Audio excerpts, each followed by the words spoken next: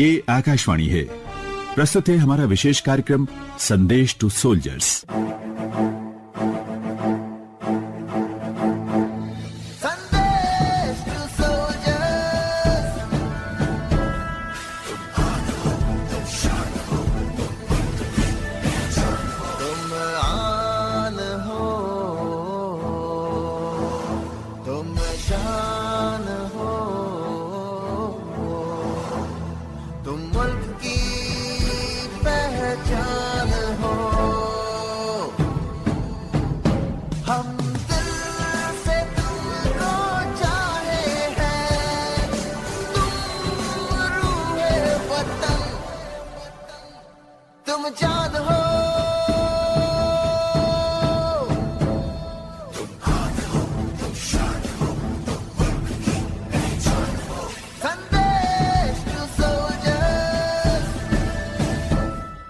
श्रोताओ, कार्यक्रम है संदेश टू सोल्जर्स और आज इस कार्यक्रम में हमारे मेहमान हैं वर्तमान में सशस्त्र सीमा बल के महानिदेशक कुमार राजेश चंद्रा जी। राजेश जी, बहुत बहुत स्वागत है इस कार्यक्रम में आपका। धन्यवाद।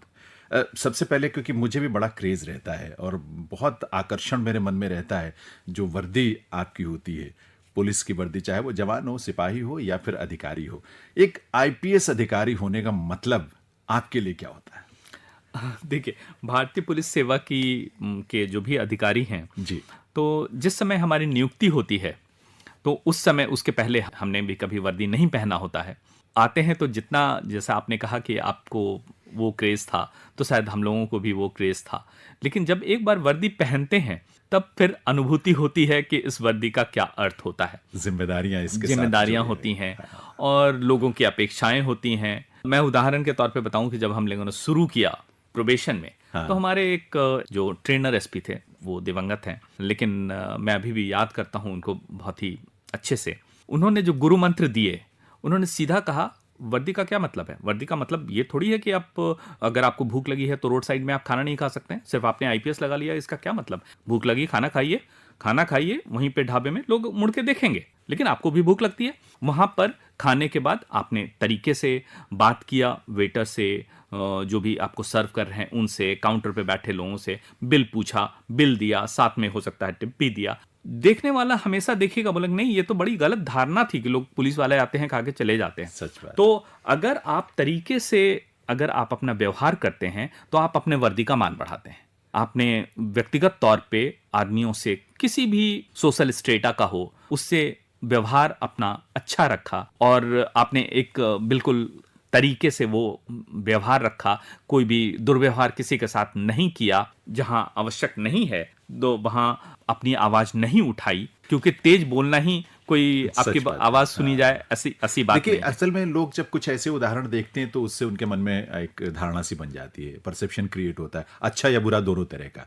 तो आप जो जिस तरह से बिहेव करते हैं उसी से जनता के मन में, आम लोगों के मन में वो धारणा बनती है। जब आपकी सिलेक्शन हुई उससे पहले आपने सोचा था कि आपको इसी सेवा में जाना है, या और कुछ दिशाएं भी थी, लेकिन बाय चांस कि यहाँ आपका आना हुआ? अगर मैं बिल्कुल ऑनेस्ट ये बात कहूंगा तो जिस समय हम लोग आते हैं, मैंने ठीक अपना ग्रेजुएशन किया था और उसके बाद पोस्ट ग्रेजुएशन किया। रांची से आपने किया? रांची सेंट जेवियर्स कॉलेज से मैंने ग्रेजुएशन किया और फिर जेएनयू से मैंने पोस्ट ग्रेजुएशन किया। तो जब पोस्ट ग्रेजुएशन किया उसी समय मैं एलिजिबल भी हुआ एज वाइज इस एग्जाम को देने के लिए। जिस समय एग्जाम मैंने दिया था, तो मैं ऑनेस्टली बताऊं, आपको कैंडिडली बताऊं कि उस समय हमें कुछ पता नहीं होता है कि कौन सी सर्विस में लोग क्या करते हैं। हम लोग कोई सर्विस क्यों ज्वाइन करते हैं? हम लोग सर्विस इसलिए ज्वाइन करते हैं कि ऐसा नहीं है कि हम ये सर्विस ज्वाइन करना चाहते थे, ऑनेस्टली, क्योंकि सोसाइटी जिस मिलियू से मैं आता हूं वो मिलियू इस सर्विस पे प्रीमियम रख रही है, इसलिए मैं इसको ज्वाइन करना चाहता हूं। तो milieu producers what the milieu requires. मान लीजिए अगर मैं महाराष्ट्र का होता, मैं बिहार का हूं, सिविल सर्विसेज दिया, जो आईपीएस मिला और आईपीएस में मैं आ गया। अगर मैं, हो सकता है कि महाराष्ट्र से रहता तो हो सकता है कि मैं शायद एमबीए पढ़ रहा होता। अगर मैं गुजरात से रहता, हो सकता है मैं चार्टर्ड अकाउंटेंसी पढ़ रहा होता। अगर मैं पश्चिम बंगाल से होता तो हो सकता है कि मैं लिटरेचर पढ़ रहा होता। जिस मिलियू से मैं आता हूं वो मिलियू किस सर्विस पे क्या प्रीमियम रख रहा है उसके अनुसार हम लोग ज्वाइन करते हैं। तो ये कहना कि मैंने सोच रखा था कि मैं आईपीएस से ज्वाइन करूंगा, एटलीस्ट मेरे केस में मैं नहीं कहूंगा कि इस तरह की बात थी। बहुत तार्किक बात आपने कही और ये बहुत कन्विंसिंग भी भी है, आपका जो सामाजिक पृष्ठभूमि आपकी होती है, माहौल होता है, उसके हिसाब से ये चीजें भी निर्धारित होती हैं। खैर, आपने अर्थशास्त्र में एमए किया जवाहरलाल नेहरू विश्वविद्यालय से, तो अर्थशास्त्र को विषय के रूप में भी आपने लिया था? जी हाँ, बिल्कुल, अर्थशास्त्र को विषय में भी लिया था, और एक इंडियन इकोनॉमिक सर्विस का एग्जाम होता है, वो भी मैंने दिया। मैं उसमें ऑल इंडिया 3rd था, लेकिन जैसा मैंने कहा कि मैं बिहार से आता हूँ, जो वहाँ सेमी फ्यूडल टेंडेंसी परसिस्ट करती हैं, और वहाँ पे बाप रे बाप कलेक्टर साहब, बाप रे बाप एसपी साहब का जो ये है, इसीलिए शायद घर का भी यही था कि आईपीएस मिला, तो मैंने आईपीएस ज्वाइन कर लिया। लेकिन उसी साल, जिस साल मैं आईपीएस में आया हूँ, उसी साल मैं इंडियन इकोनॉमिक सर्विस में भी आया था। पर स्वाभाविक सी बात है कि आईपीएस तो आदमी सिलेक्ट करेगा ही करेगा, क्योंकि इसमें एक बहुत विस्तार मिलता है आपके, अगर आप उस दायित्व को निभाना चाहते हैं तो आप बहुत एक रेंज है काम की और सोच की और आपके विजन की भी। शुरुआती दौर में चूंकि बिहार स्टेट ही आपको मिला आपके कैडर के रूप में, तो शुरुआती तो सारी पोस्टिंग आपकी बिहार में अलग अलग जगह हुई, और लगभग मुझे लगता है कोई जिला बचा नहीं होगा।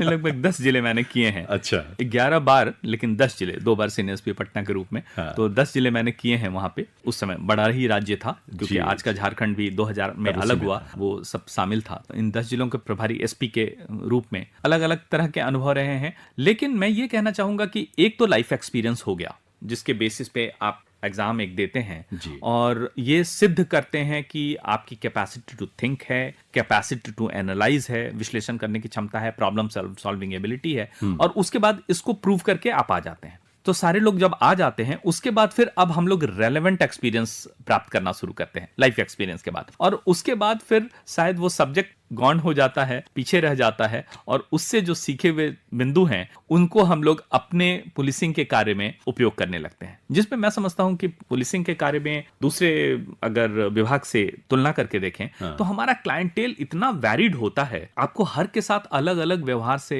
करना है।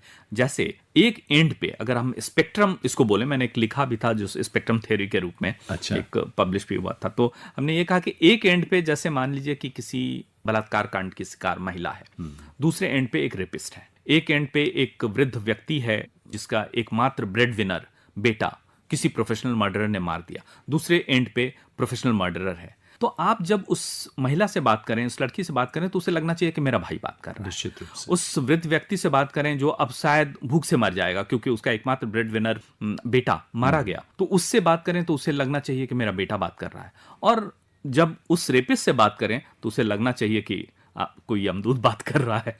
उस प्रोफेशनल मर्डरर से बात करें तो उसको लगना चाहिए कि जो हमने गलती की है शायद ये व्यक्ति कुछ ऐसा करेगा कि उसमें वो भय आना चाहिए, पैदा होना चाहिए, भय पैदा होना चाहिए। मैं इस बात को मानता हूं। तो हमारा स्पेक्ट्रम इस तरह का है कि हमारा व्यवहार डिफरेंट लोगों से डिफरेंट होना चाहिए, और जब तक कि आप में वो एडेप्टेबिलिटी नहीं होगी तब या तो आप बहुत ही सॉफ्ट गिन दिए जाएंगे या बहुत ही हार्श गिन दिए जाएंगे। जो व्यवहार आपको अपराधी के साथ करना चाहिए वही आपने विक्टिम के साथ कर लिया। ये भी मुझे लगता है कि ये एडेप्टेबिलिटी, हाँ, एडेप्टेबिलिटी है, और ये तभी होती है जब आप इसको लेकर चिंतन करते हैं अपनी भूमिका को लेकर, एक आईपीएस के तौर पर या पुलिस अधिकारी के तौर पर। अच्छा, बातचीत के कुछ और बहुत महत्वपूर्ण बिंदु हैं जो आपसे हम चर्चा करेंगे इस कार्यक्रम में, लेकिन संगीत तो आप सुनते रहे ऐसा मुझे अंदाजा है इस बात का, है ना, जब पढ़ते थे तब भी और बाद में भी। किस दौर के गाने, कौन से गाने, क्योंकि अब ये वक्त है कि हम श्रोताओं को एक गीत भी सुनवा दें, संदेश टू सोल्जर्स के। तो अगर आप कहें तो मैं जिस दौर में पढ़ रहा था, जैसे 80 के प्रारंभ के दशक में, और उसी के बाद 84 के एग्जाम और 85 बैच का मैं पदाधिकारी हूँ, तो उस दौरान गजल की प्राथमिकता आने लगी थी, क्योंकि बाय डिफॉल्ट अगर मार्केट में एक फिल्मों में भी और फिल्मों के बाहर भी गजल आने लगी, तो जैसे फरीदा खानम की गजल है, उसमें सबने सुन रखा है, आज जाने की जिद ना करो, तो जिसको विभिन्न लोगों ने विभिन्न तरीकों से गाया है, तो निश्चित तौर पर वो एक पसंदीदा गजल है हमारी। तो चलिए वही सुनवाते हैं श्रोताओं को, और हम भी सुनते हैं, और फिर बातचीत के कुछ और बिंदुओं को और मुड़ेंगे। आज जाने की जिद ना करो, आज जाने की जिद ना करो, यूं ही पहलू में बैठे रहो, यूं ही पहलू में बैठे रहो, आज जाने की जिद ना करो। हाय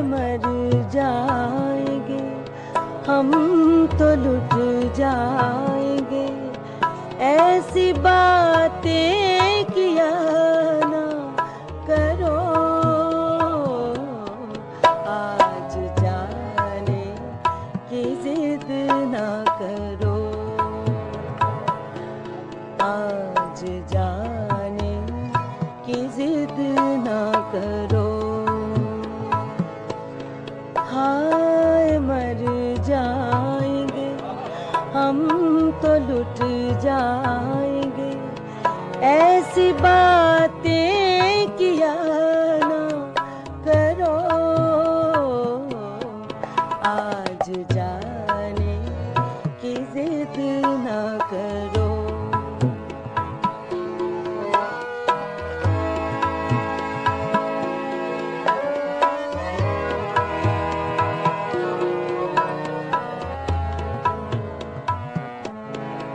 तुम ही सोचो जरा, क्यों न रोके तुम्हें। जान जाती है जब उठ के जाते हो तुम।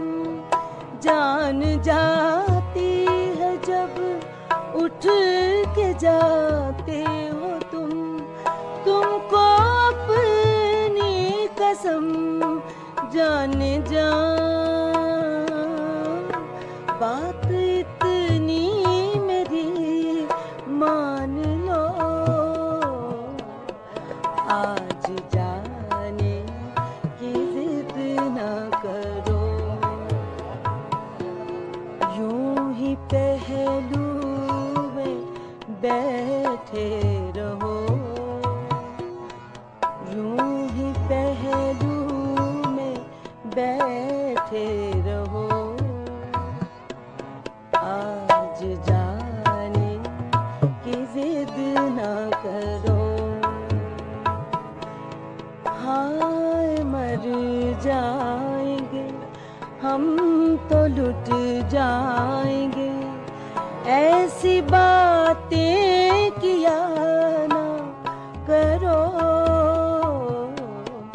आज जाने की जिद ना करो।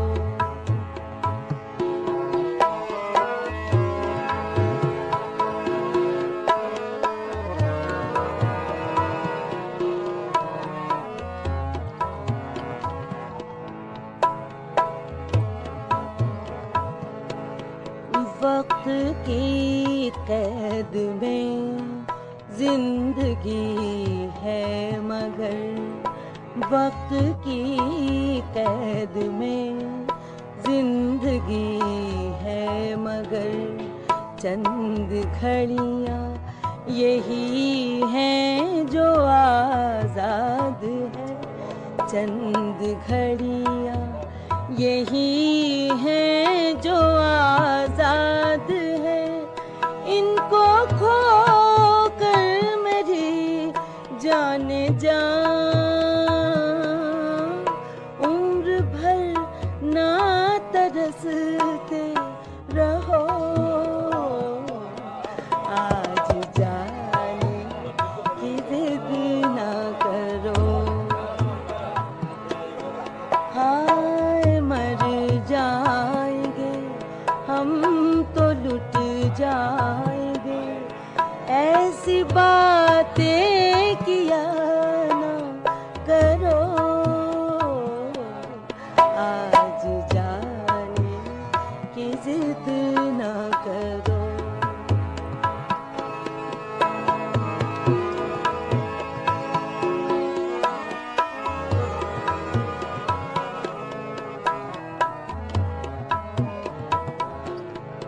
कितना मासूम और रंगीन है ये समा, हुस्न और इश्क की आज महराज है।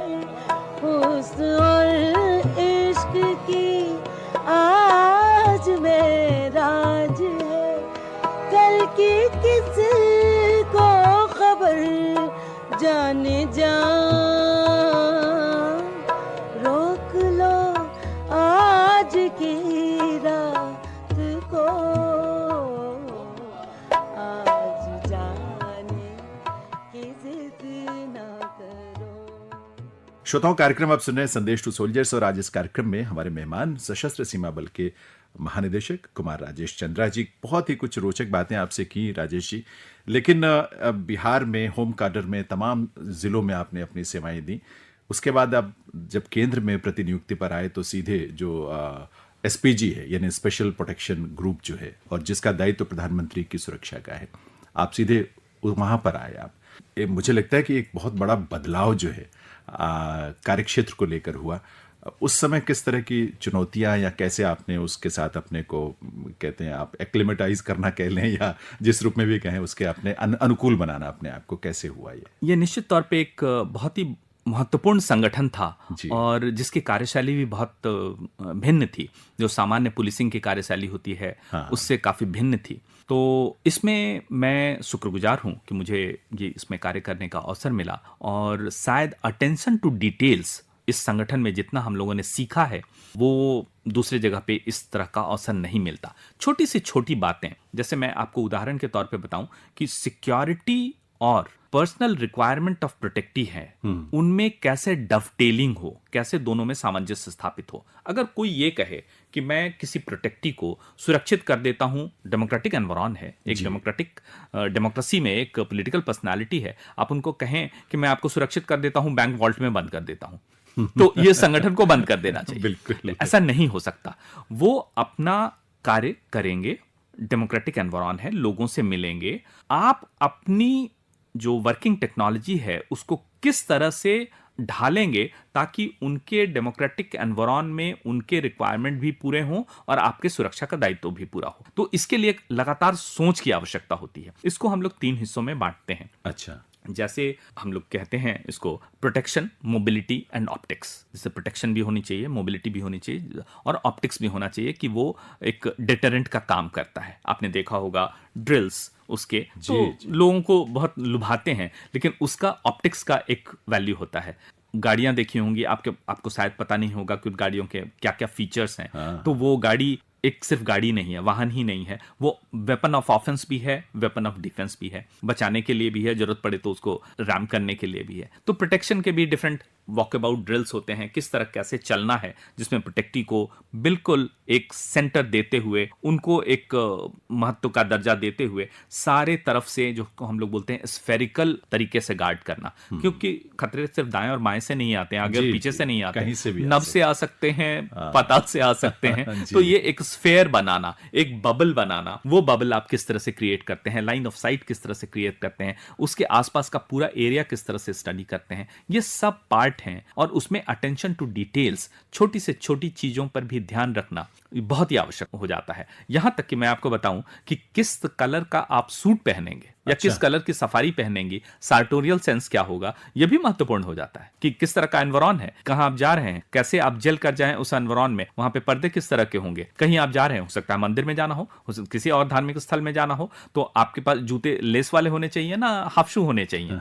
तो इस तरह की बातों का भी ध्यान रखा जाता है। की बात है जो बाकी तो प्रोटेक्शन के आम आदमी के नजरिए से देखूं तो हम तो ये सोच भी नहीं सकते कि इतनी डिटेल में, इतने बारीकी से चीजों को समझा भी जाता है और किया भी जाता है। लेकिन अभी जो हमारे करने की चीज है राजेश जी, वो ये है कि एक गीत आपकी पसंद का हम सुनवाना चाहते हैं। चूंकि आपने एक गजल हमसे पूछ ही लिया, तो फिर एक फिल्मी गीत भी आप चाहें बजा सकते हैं। ये रातें, ये मौसम, नदी का किनारा, ये चंचल हवा। वाह, बहुत ही सुरीला गीत है।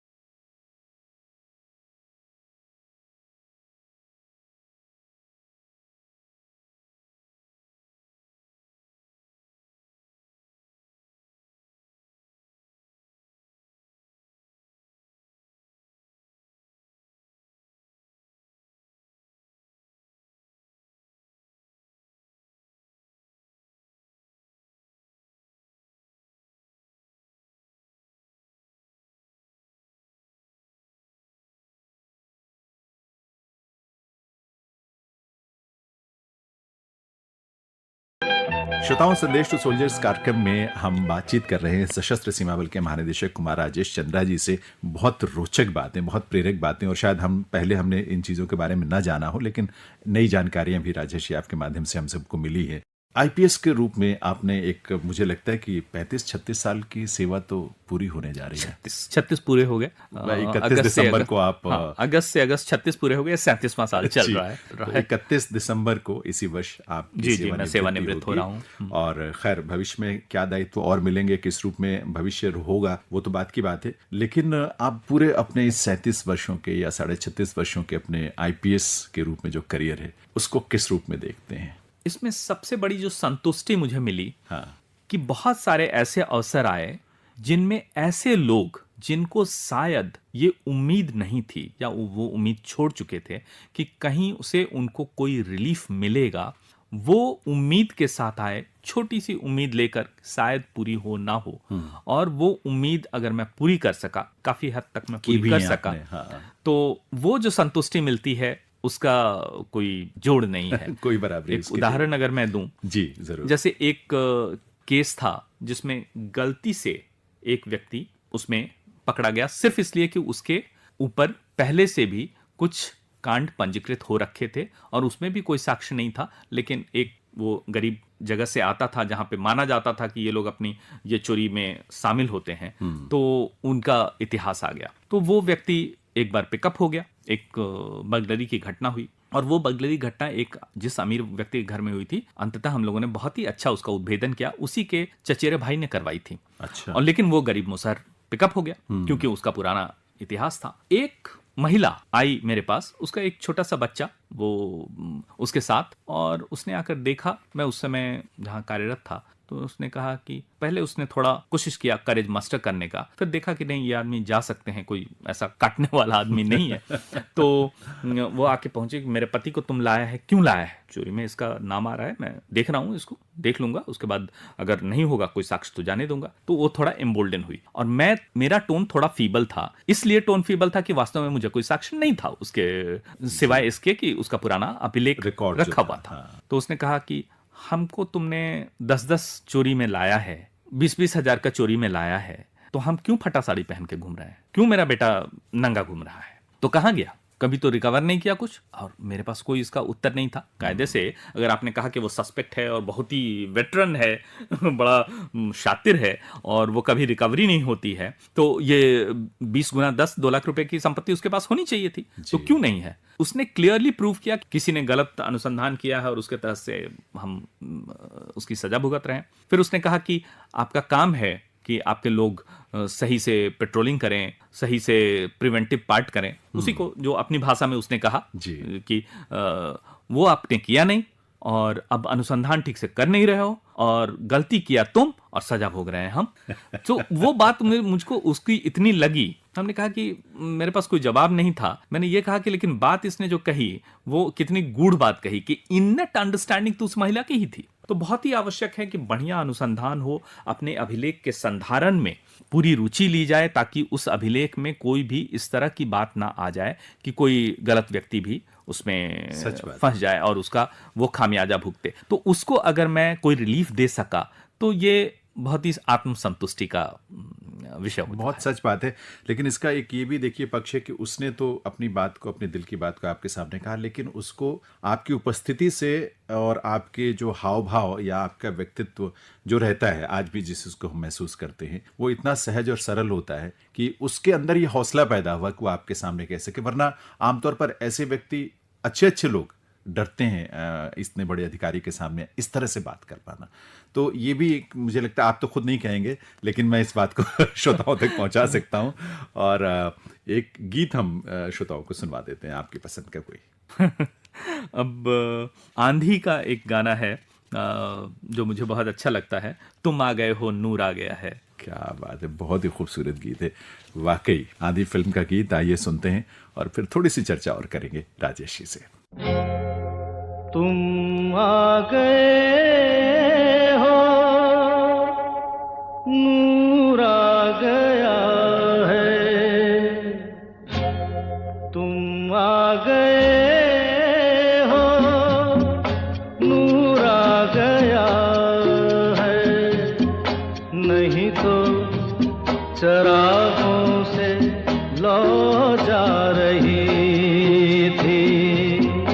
जीने की तुमसे वजह मिल गई है, बड़ी बेवजह जिंदगी जा रही है।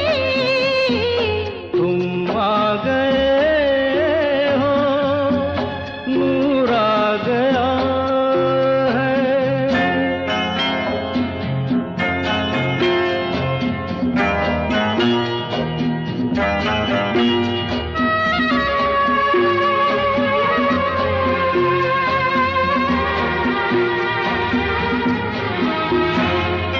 कहाँ से चले कहाँ के लिए ये खबर नहीं थी, मगर कोई भी सिरा जहाँ जा मिला वहीं तुम मिलोगे। हो कहाँ से चले कहाँ के लिए ये खबर नहीं थी, मगर कोई भी सिरा जहाँ जा मिला वहीं तुम मिलोगे। कि हम तक तुम्हारी दुआ आ रही थी, तुम आ गए हो, नूर आ गया है। नहीं तो चरागों से लौ जा रही थी। तुम आ गए हो, नूर आ गया।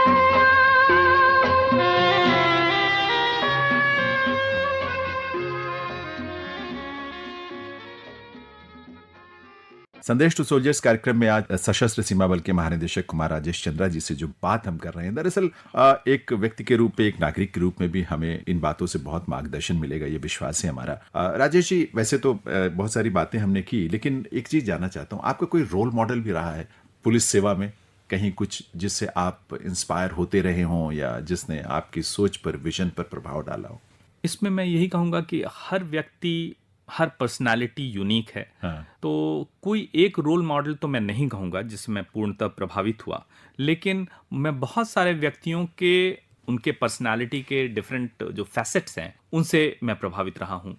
तो इसमें कोई व्यक्ति विशेष का नाम लेना मैं नहीं चाहूंगा, क्योंकि कोई भी ऐसा व्यक्ति नहीं है जिसमें कुछ भी तारीफ के लायक नहीं है, या कोई भी व्यक्ति ऐसा नहीं है जिसमें सारी अच्छाइयां ही हैं या सारी बुराइयां हैं। तो ये सीखने वाले पर है, या जो देख रहा है उसके ऊपर है कि वो कहाँ क्या चीज देखता है और उससे क्या कुछ बिल्कुल। तो इसीलिए मेरे बहुत सीनियर्स मिले हैं मुझको, कलीग मिले हैं, जूनियर्स मिले हैं। अच्छा। तो इनफैक्ट एक प्रोबेशनर है हमारे, जो अब काफी प्रोबेशनर है, जो अब तो काफी ऊंच पद पे आ चुके, तो वो बोलते हैं कि सर हमने आपसे बहुत सीखा। तो मैंने हमेशा उनको कहा है कि शायद मैंने तुमसे ज्यादा सीखा हो। तो सब फ्रेश एक पर्सपेक्टिव लेकर आते हैं, तो फ्रेश पर्सपेक्टिव लेकर आते हैं, उनके दृष्टिकोण को अगर समझें, तो मैंने बहुत लोगों से सीखा है। तो किसी एक व्यक्ति को मैं रोल मॉडल नहीं कहूंगा। अच्छा, आपका संगीत में भी आपकी रुचि है, लिखने पढ़ने में भी आपकी रुचि है, बहुत अच्छी रुचि है। कुछ इस तरह का भी प्लान है कि 31 दिसंबर के बाद कुछ सोचा आपने लिखने के लिए? मैं इस लालच में पूछ रहा हूँ कि हम सबके लिए वो बहुत ही रोचक और प्रेरक चीज होगी। मेमोरीज तो बहुत हैं, हाँ। लेकिन मैं ये कहूँगा कि बहुत सारी मेमोरीज में ऐसी बातें होती हैं, जैसे मैंने जहाँ जहाँ कार्य किया है, वहाँ पे मैं बहुत सारी ऐसी चीज़ें हैं जो मेरी जानकारी में आई, लेकिन वो ऐसी बातें हैं जिनको हम लोग ये कहते हैं, जिनको रिवील नहीं किया जाना चाहिए। प्रोफेशनल एथिक्स एक है जिसकी वजह से, प्रोफेशनल एथिक्स की वजह से रिवील नहीं किया जाना चाहिए। एनेक्डोट्स तो रहते हैं, एनेक्डोटल कुछ बातें कही जा सकती हैं, तो अभी गंभीरता से सोचा नहीं है लिखने का, लेकिन इतना मैं जरूर, बहुत सारी बातें ऐसी होंगी जो लिख सकते हैं। लेकिन मैं इतना जरूर आश्वस्त करना चाहूंगा आपको कि मैं कभी भी कोई इमोरल, अनएथिकल काम नहीं करूंगा, प्रोफेशनल एथिक्स के खिलाफ कोई काम नहीं करूंगा, और ऐसी कोई भी बात कभी भी रिवील नहीं करूंगा जो मुझको रिवील नहीं करनी चाहिए। फॉलो करना चाहिए और नहीं रिवील करना चाहिए। और ये तो देश की या समाज की सुरक्षा से जुड़ी हुई चीजें हैं जो बहुत ही क्लासिफाइड होती हैं, और ऐसे इन्फॉर्मेशन या सूचनाओं को तो जाहिर सी बात है कि उसका दुरुपयोग भी हो सकता है, इसीलिए ये चीजें, ये व्यवस्थाएं की गई हैं।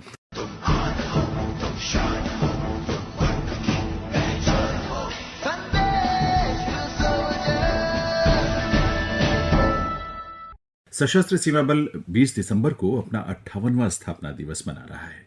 सशस्त्र सीमा बल की स्थापना 1963 में स्पेशल सर्विस ब्यूरो के रूप में हुई थी। उस समय ऐसी क्या विशेष परिस्थितियां थीं या पृष्ठभूमि क्या थी इस बल की स्थापना के पीछे, और किस रूप में इसकी आवश्यकता महसूस की गई थी तब?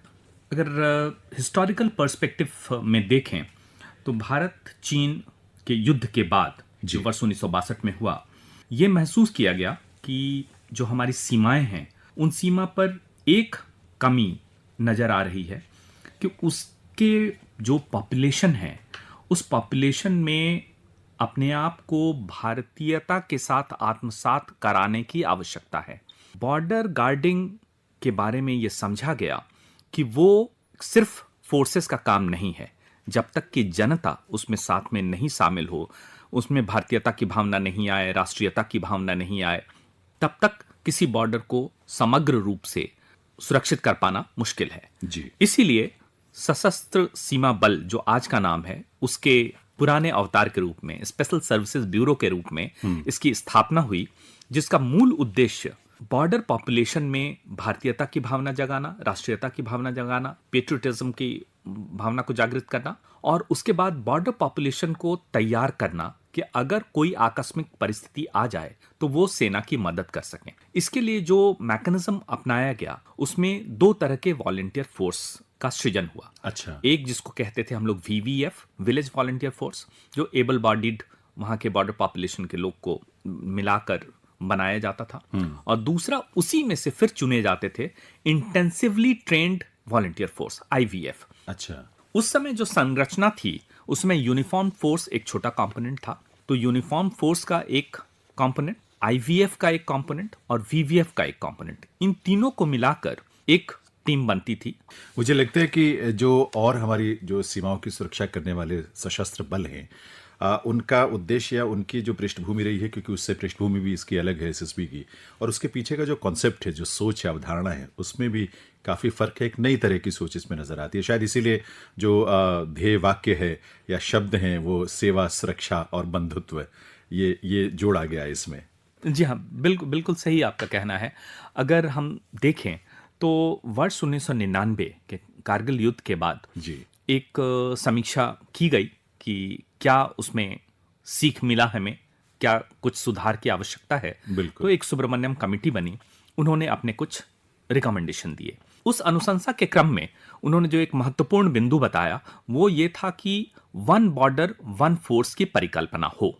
उसी के तहत भारत नेपाल और भारत नेपाल सीमा की सुरक्षा का दायित्व SSB को सौंपा गया, और उसी दौरान इसका नामकरण भी सशस्त्र सीमा बल हो गया। पहले ये कैबिनेट सेक्रेटेरिएट के अधीन था और फिर बाद में गृह मंत्रालय के अधीन आ गया। उसके बाद 2004 में भारत भूटान की सीमा का भी सुरक्षा का भी दायित्व हमें सौंपा गया।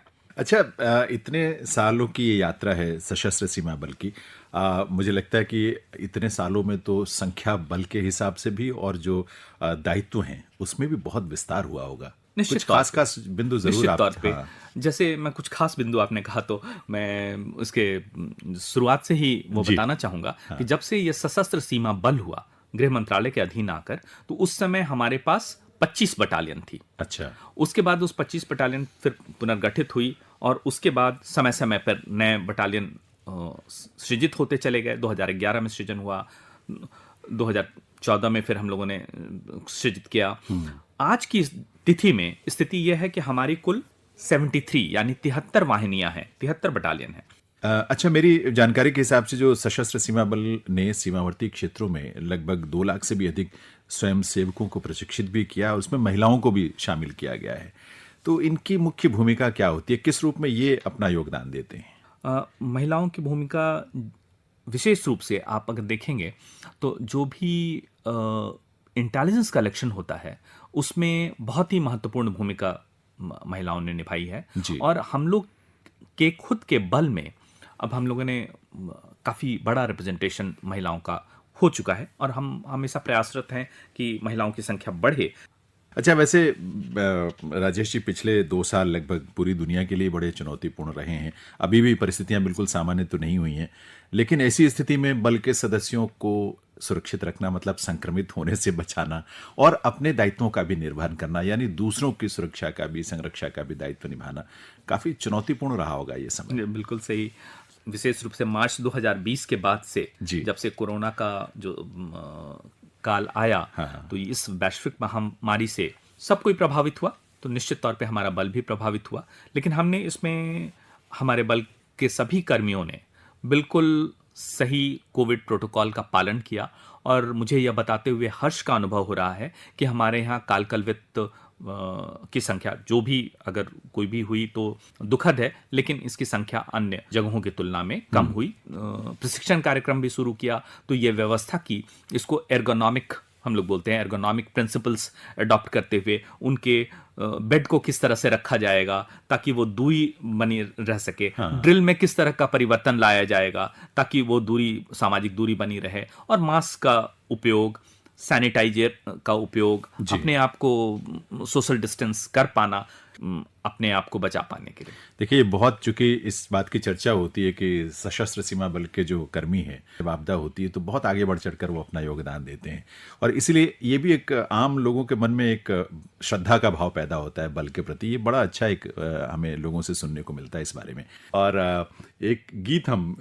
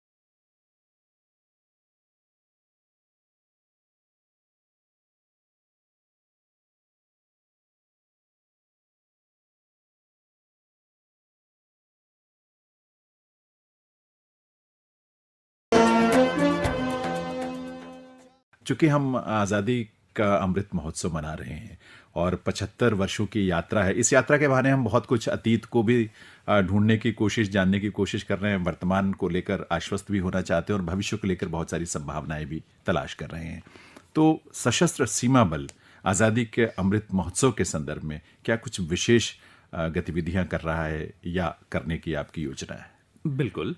गृह मंत्रालय के निर्देशानुसार इसके लिए एक कार्यक्रम की रूपरेखा तैयार की गई है और हर बल को दायित्व सौंपा गया है, उनके लिए निर्धारित किया गया है कि उन्हें किस तरह की विधि करनी है। तो सशस्त्र सीमा बल को भी जो कार्य दिया गया है जी। उसमें महत्वपूर्ण, जैसे हम लोग बताएं कि गृह मंत्रालय को सौंपा गया है 17 जनवरी से 23 जनवरी का सप्ताह, जो विभिन्न मंत्रालयों को सौंपे गए हैं, वो विशेष रूप से इंटेंसिव रूप से कार्य करने के लिए। तो उस समय हम लोगों को ये जिम्मेवारी दी गई है कि कलकत्ता में, चूंकि नेताजी सुभाष चंद्र बोस का 23 जनवरी को जन्मदिवस है, वहां पे वो कल्मिनेट करे, वहां पे क्रिसेंडो पहुंचे, बढ़ के उस स्तर पे पहुंचे। तो हम लोग वो गतिविधि कलकत्ता में करेंगे। कोलकाता में वो गतिविधि करने के बाद उसके अतिरिक्त हर जगह पर प्रभात फेरी, साइकिल रैली अभी की गई, जिसके तहत 75 फीट ऊंचा मास्ट का झंडोत्तोलन, इस तरह की गतिविधियां की गई। अच्छा। लेकिन इसका बॉटम लाइन यही है, अगर आप देखें इन सारी की गतिविधियों का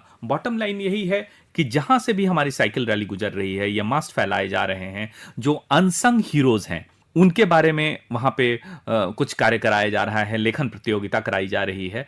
उससे लोगों में ये जागरूकता फैलती है, ये रुचि आती है, उसमें जो भारतीयता की भावना आनी है, पेट्रियोटिज्म आना है, उनको जागृत करने में निश्चित तौर पे मदद मिलती है। देखिए, आज़ादी का अमृत महोत्सव मनाने का यही उसके पीछे का उद्देश्य है, और इस बहाने कितने सारे ऐसे जिनको लोग जानते नहीं थे उनके बारे में अब नई पीढ़ी को भी जानने को मिल रहा है। एक नई सोच, एक नई ऊर्जा भी हमें महसूस हो रही है।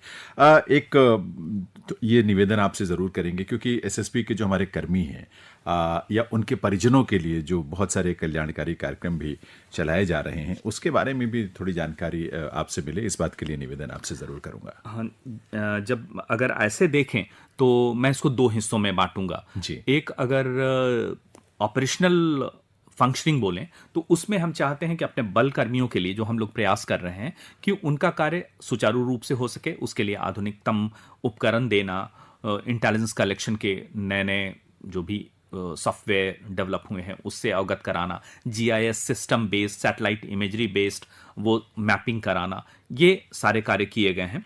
इसके अतिरिक्त अगर उनका खुद का अब व्यक्तिगत वेलफेयर अगर देखें तो जितने भी बीओपी में पदस्थापित हैं तो सब कोई चाहता है कि अपने परिवार से कम से कम दिन में एक बार बात हो जाए। तो ऐसे भी रिमोट क्षेत्र हैं बहुत ज़्यादा, जहाँ से कोई कनेक्टिविटी नहीं है, तो वहाँ हमने डीएसपीटी सेट लगवा दिए हैं, जहाँ दिन भर में वो एक वीडियो कॉल कर सकता है, वो अपने परिवार के सदस्यों को देख सकता है।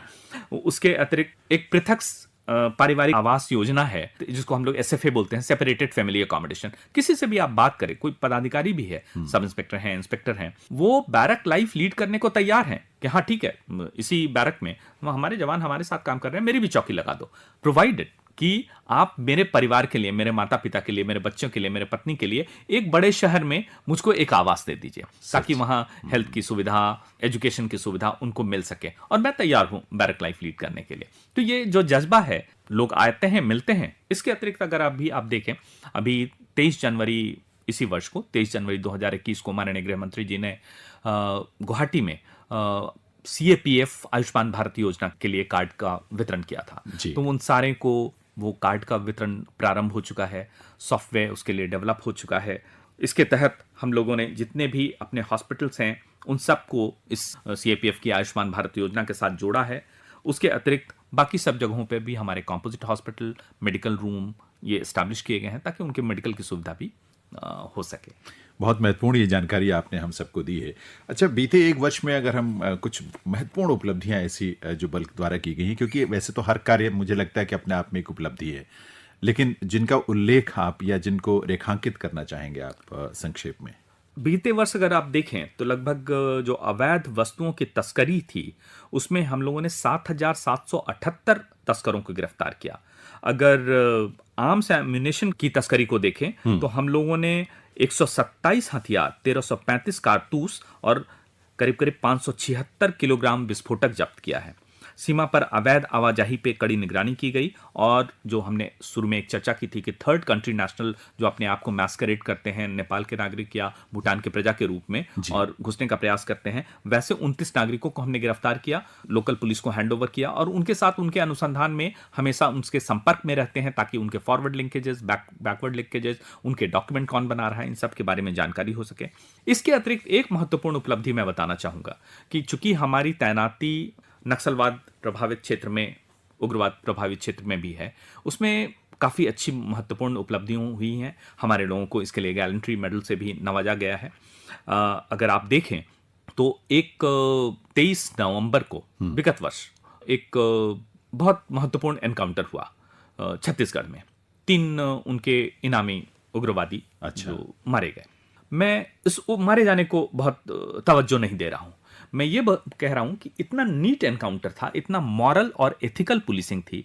मैं उस समय से लगातार मैं अपने डीआईजी जिनके साथ मैं घूम रहा था, मैं उनको पूछता रहा कि क्या उन्होंने कोई पर्चा निकाला।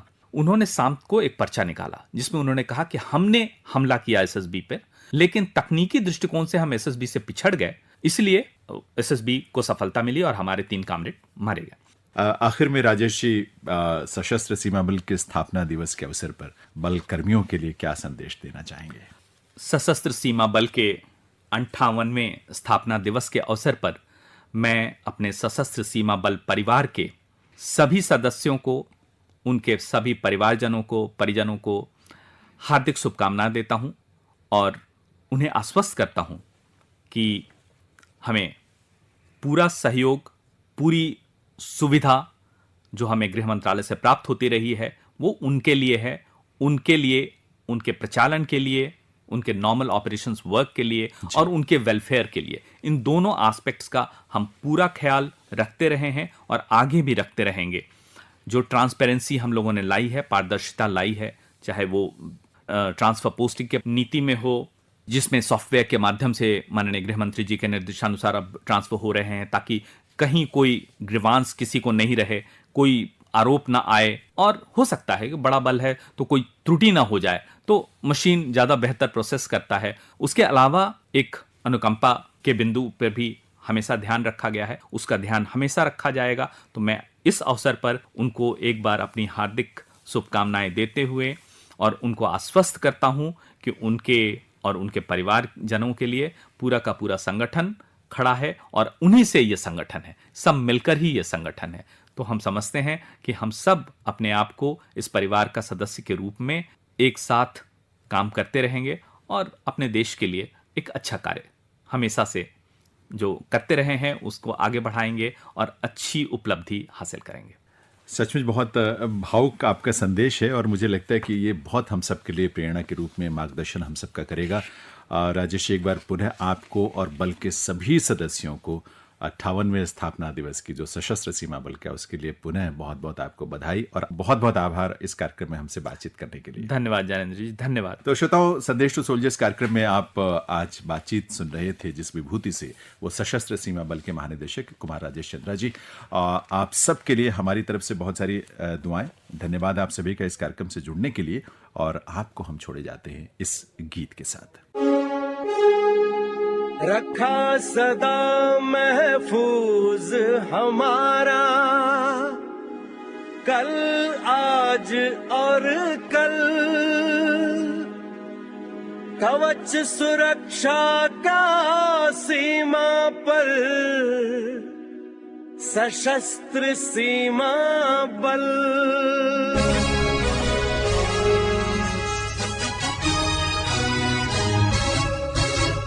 जोश भरा है सीने में, है हथेलियों पर जान। जोश भरा है सीने में, है हथेलियों पर जान। सीमाओं पर अपने ध्वज का हम रखते हैं मान। सीमाओं पर अपने ध्वज का हम रखते हैं मान। हर कुर्बानी देने तैयार खड़े हर पल, हम है सशस्त्र सीमा बल, हम है सशस्त्र सीमा बल।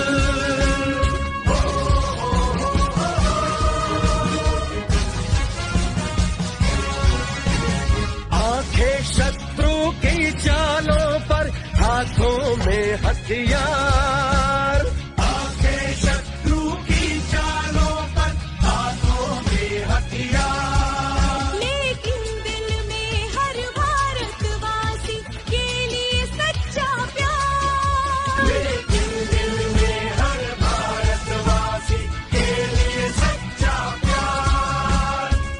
जैसे अभिमानी हिमालय और मन गंगा जल, हम है सशस्त्र सीमा बल, हम है सशस्त्र सीमा बल।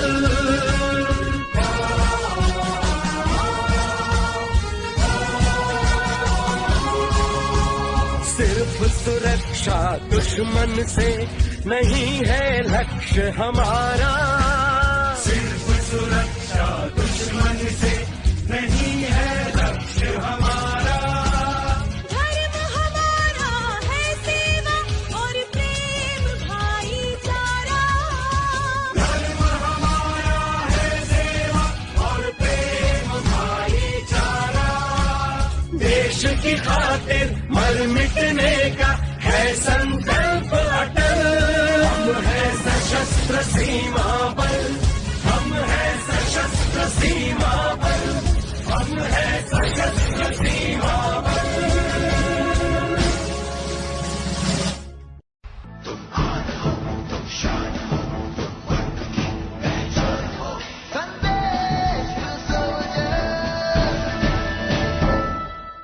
Namaskar, I Anand Swadhav welcome you all to this very special segment of Sandesh to Soldiers, the oldest and the largest administrative service in the Indian Army. Army Services Corps celebrated 261st Raising Day on December 8th. The Corps is responsible for providing logistic support to the armed forces. The motto of the Corps is Seva Asmakam Dharma, which means service is our creed. On this occasion, we talk with the Director General of ASC, Lieutenant General MKS Yadav. Here is the interview. General, I welcome you and wish you a very happy 261st ASC Day. Thank you very much for the greetings. On this momentous day, I also take the opportunity to extend my felicitations and greetings to all serving and retired personnel of the Corps who have worked selflessly under difficult conditions, living up to our motto Seva Asmakam Dharma at all times, in service of the country in general and armed forces in particular.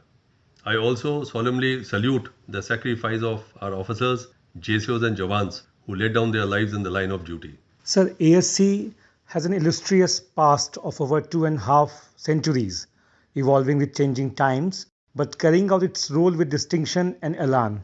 How do you trace this journey? Army Service Corps is the oldest service of the Indian Army. Having been raised in 1760, we have an accomplished past with immense contribution in all campaigns, both pre- and post-independence. The long list of honors and awards received are a testimony to commitment and dedication of the officers, JCOs and Jawans of ASC in providing round-the-clock logistic support to Indian Armed Forces. As we enter into the 21st century, the warfare has undergone a paradigm shift, with modern technology leaving an all-pervasive imprint on all our activities. As a logistic corps, ASC is also adapting to these challenges with incorporation of technology and modern supply chain management practices with an ability to provide robust logistic support in all spectrums of conflict. Sir, ASC officers and men have extensive combat experience and as a corps have received large number of honors and awards including Order of Red Star given by the erstwhile Soviet Union. Can you please throw light on the motivating factor for this achievement? All ASC officers have to be in combat role with infantry battalions at the beginning of their service. Over a period of time, this has varied from 1 to 3 years. In addition, most officers also serve with Rashtriya Rifles for 2.5 years in combat role. Similarly, our JCOs and men also serve with Rashtriya Rifles. As I had highlighted earlier, ASC is the oldest corps with a history of 261 years, and we have participated in all campaigns pre- and post-independence. We provide close logistic support in combat zone by way of transporting ammunition, fuel and critical equipment. You'll be surprised to know that while infantry has the highest number of casualties in any operation, ASC has been second in terms of casualties in each and every operation, and thus the large number of gallantry awards that ASC has. Sir, the past 2 years have been challenging ones with pandemic COVID-19 and action along the northern borders. How has the Corps responded to them? I totally agree. These were extremely difficult and challenging times. However, in keeping with the ASC motto, Seva Asmakam Dharma, ASC personnel rose to the challenge and shouldered the responsibility with elan. The response to the threat on northern borders was rapid and seamless. The mechanical transport, animal transport, air maintenance, supply and FOL units have worked tirelessly and have provided the operational logistic support without failure. Their dedication, commitment and motivation was on full display to the nation and have received all-round appreciation from the commanders and troops on ground. Providing logistic support to modern army is a mammoth task. How is the ASC training itself to meet the challenges?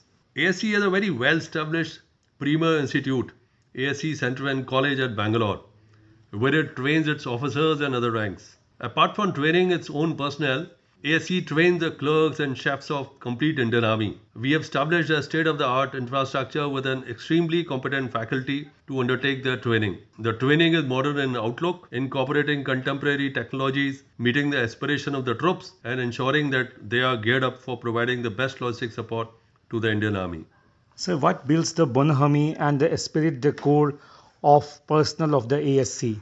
In every station across the country where the Indian Army is deployed, you will find a complement of the ASC, and hence our reach is truly nationwide. Our units maintain connect with the veterans and their families and are ever ready to help in case of need. This visibility and reach is a strength in which we take pride, and it also inspires confidence among our personnel. This was specially complemented by the veterans who were helped by the local ASC units during the recent pandemic. Please tell our listeners about your journey in the Indian Army. My journey in the Indian Army started from a Sainik school. I was born in Vrindavan near Mathura in Uttar Pradesh. Did my schooling from Sainik School Gorakhal in Nainital. Subsequently, I joined National Defence Academy in January 1980 at an age of 16 and a half years. Went to Indian Military Academy and got commissioned into Army Service Corps in December 83. My initial grooming was done in 15th Battalion, the Jat Regiment, and thereafter ASC has been the place where I worked for 37 years. And sir, lastly, what is your message to the rank and file of the ASC on the ASC Day? I extend my warm greetings to the men, women and families of this illustrious corps and exhort them to work with utmost professionalism and dedication in service of our glorious army and nation. I also take the opportunity to pay homage to the gallant martyrs whose sacrifice has laid the foundation of the success and laurels earned by the Corps. We pledge to work with selfless dedication and take the Corps to greater heights. Sir, thank you so much for talking to us. Thank you. Jai Hind. इस कार्यक्रम की प्रस्तुतकर्ता स्पर्शता श्रीवास्तव।